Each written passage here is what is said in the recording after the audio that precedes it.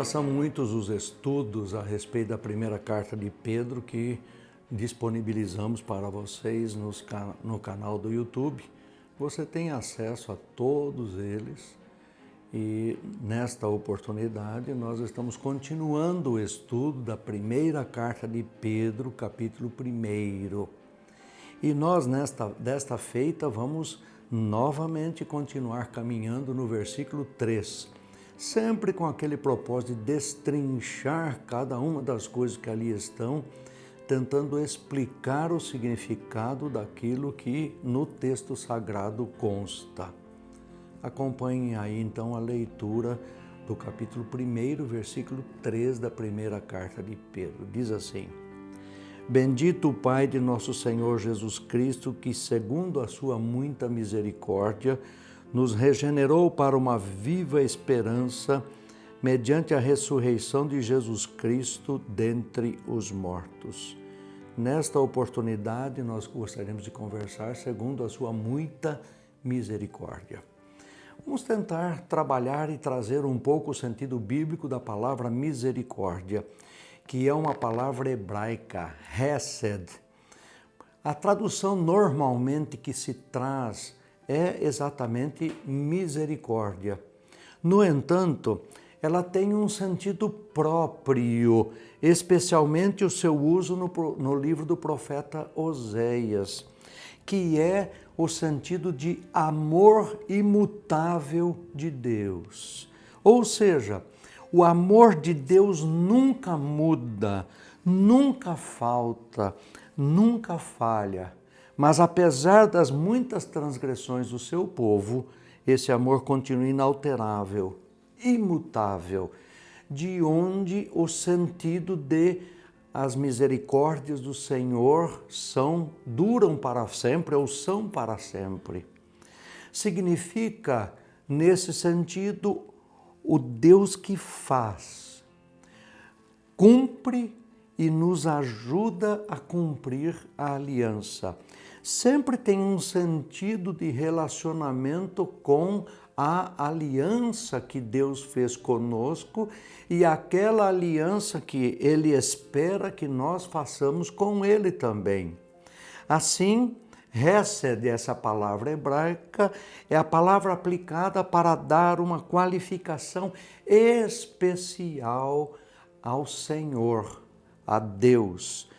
Toda vez que a palavra hesed vem associado à palavra Senhor, à palavra Deus, à palavra Javé, descreve ela como Ele faz e cumpre a sua aliança.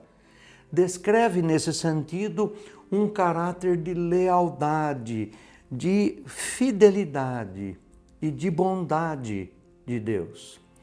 Hesed é o Deus fiel que cumpriu, cumpre e cumprirá a sua aliança com o seu povo e é benevolente para ajudar seu povo a cumprir sua aliança para com ele. No Salmo 136, a palavra hesed aparece no início e no primeiro versículo e em todos os versículos até o final do Salmo.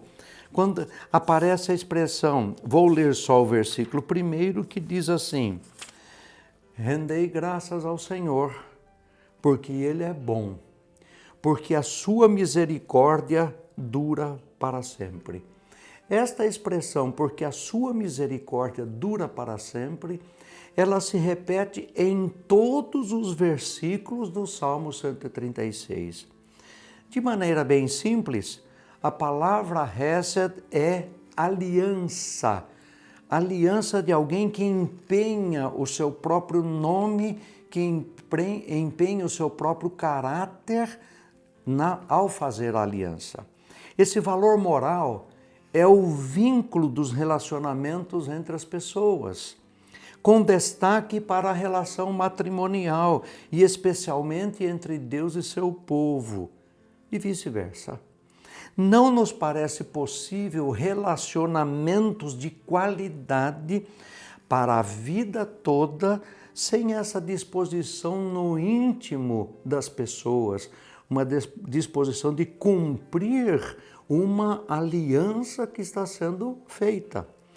A aliança, uma vez estabelecida e declarada, torna-se um fator de segurança para os seus envolvidos, para os seus parceiros, para aqueles que estão no relacionamento.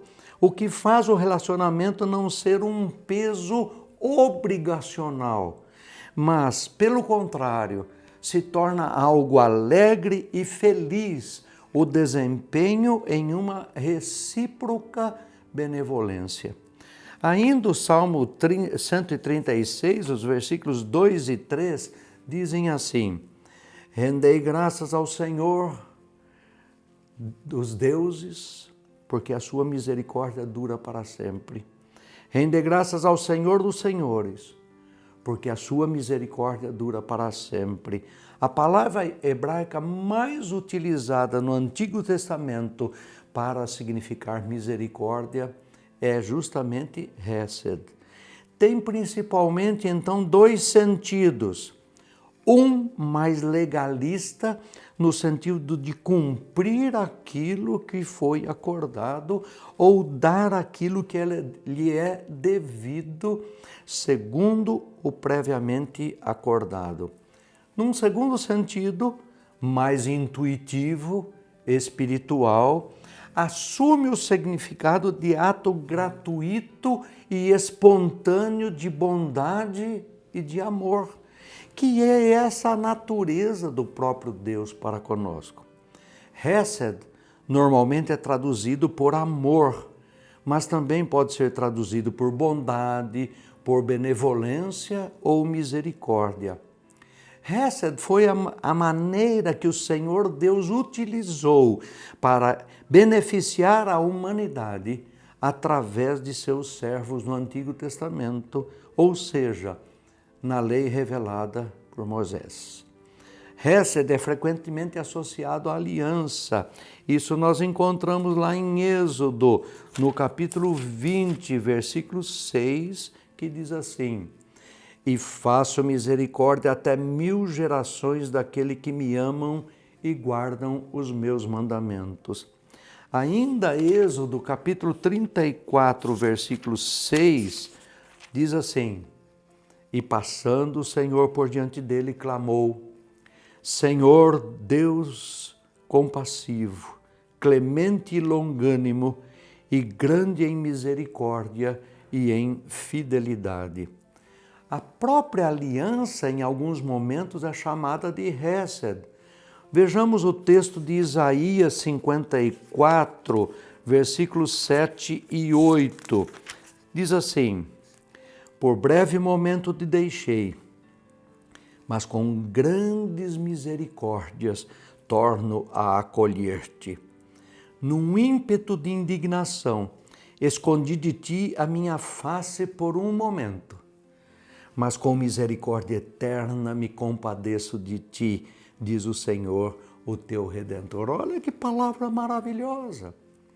Por causa dos nossos pecados, Deus escondeu o seu rosto de nós, mas por causa das suas muitas misericórdias, do seu amor imutável, Ele se compadece novamente do seu povo. Jeremias, capítulo 33, versículo 11, a parte A, nós encontramos o seguinte: a voz de júbilo e de alegria, e a voz de noivo e a de noiva, e a voz que cantam: rendei graças ao Senhor dos exércitos, porque Ele é bom, porque a sua misericórdia dura para sempre. É a mesma expressão que nós vamos encontrar, o mesmo sentido nós vamos encontrar no profeta Miqueias, capítulo 7, versículo 20, quando diz assim: mostrarás a Jacó a fidelidade e a Abraão a misericórdia, as quais juraste a nossos pais desde os dias antigos. Percebam, misericórdia é uma ação de Deus sempre disponível para atender às pessoas, aqueles a quem Ele ama. O Hesed de Deus chegou a todas as famílias da terra a partir de um único homem, diz Gênesis capítulo 3, versículo 16. Já no Novo Testamento foi escrito e traduzido para o idioma grego. No grego nós temos a palavra eleos, que significa diretamente amor. Embora a tradução mais apropriada para o Antigo Testamento seja Hesed, misericórdia não perdeu o sentido no Novo Testamento, pois a palavra no Novo Testamento cumpre exatamente este amor imutável de Deus no Antigo Testamento e aumenta o sentido no Novo Testamento, resumindo em apenas uma palavra: amor. Amarás o Senhor teu Deus e amarás ao teu próximo como a ti mesmo. No Evangelho de João, no capítulo 3, versículo 16, que diz: porque Deus amou o mundo, que deu o seu Filho unigênito para que todo aquele que nele crê não pereça, mas tenha a vida eterna. Esse amor de Deus à humanidade é bem demonstrada. E em Romanos capítulo 10, versículo 9, nós encontramos que o caminho para que possamos alcançar este amor de Deus consta de um tempo oportuno. Veja o que diz Romanos capítulo 10, versículo 9. Acompanhe comigo. Se com a tua boca confessares Jesus como Senhor, e em teu coração creres que Deus o ressuscitou dentre os mortos, serás salvo. Veja que coisa maravilhosa. Se com você confessar que Jesus Cristo é o Senhor e no teu coração crer que Deus o ressuscitou dentre os mortos, a salvação acontecerá na sua vida. Você será salvo pelo Senhor Jesus Cristo. Misericórdia, então, representa o desejo de compartilhar incondicionalmente, representa a vontade de doar tudo de si mesmo e a generosidade sem preconceitos, a íntima compaixão. E é engraçado que quando nós tomamos o Evangelho de Mateus, né, ele vai dizer que felizes são os misericordiosos. Está lá em Mateus capítulo 5, versículo 7. Acompanhem comigo. Bem-aventurados os misericordiosos, porque alcançarão misericórdia. Mas também a palavra vai dizer que podemos aprender sobre misericórdia. Ainda no Evangelho de Mateus, capítulo 9, versículo 13, encontramos: ide, porém, e aprendei o que significa misericórdia quero e não holocaustos, pois não vim chamar justos, e sim pecadores ao arrependimento. Ainda no mesmo Evangelho de Mateus, no capítulo 12, versículo 7, encontramos: mas se vós soubesses o que significa misericórdia quero e não holocaustos, não teríeis condenado inocentes. Por outro lado, a misericórdia é incumbência de Jesus a nós. Encontramos isto no Evangelho de Lucas, no capítulo 10, versículos 36 e 37, que dizem assim: qual desses três te parece ter sido o próximo do homem que caiu na mão dos salteadores? Respondeu-lhe o intérprete da lei: o que usou de misericórdia para com ele. Então lhe disse: vai tu e procede de igual modo.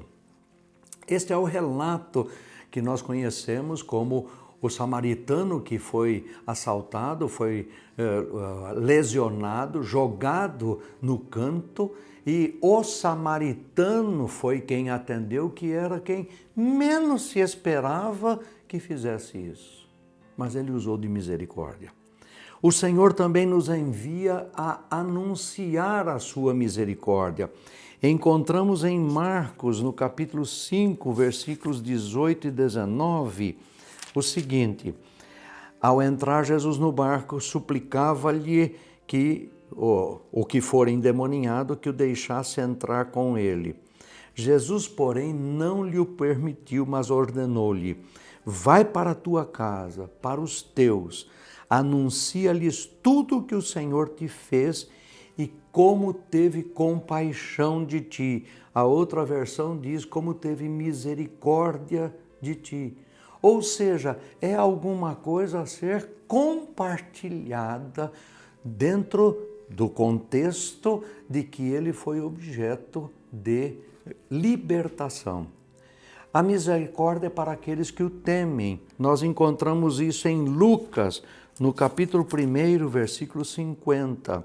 Diz assim: a sua misericórdia vai de geração em geração sobre os que o temem. Agora, eu gostaria de destacar um pouquinho a expressão muita ou abundante misericórdia.